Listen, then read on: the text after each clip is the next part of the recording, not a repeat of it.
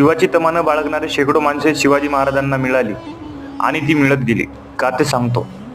चोळजवळच्या कोळवाडचा एक कोळी शिवाजी महाराजांच्या आरमारात आला. त्याचं नाव होतं लाय पाटील. जंजिरा जिंकून देण्यासाठी 1661-1676 पर्यंतच्या प्रत्येक मोहिमेत लाय पाटील लढला, पण प्रत्येक वेळी काहीतरी चुकलंच. 1676च्या मोहिमेत लाय पाटलाने जंजिऱ्याच्या रात्रीच्या वेळी शिड्या लावल्या.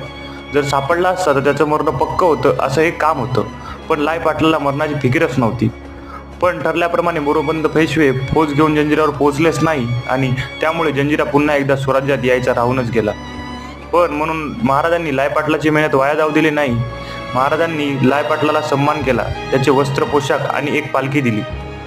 पाटील म्हणला की या कोळी मला पालखीची काय गरज. मग महाराजांनी लाय पाटलाला एक गलबल दिली आणि त्याचं नाव ठेवलं पालखी.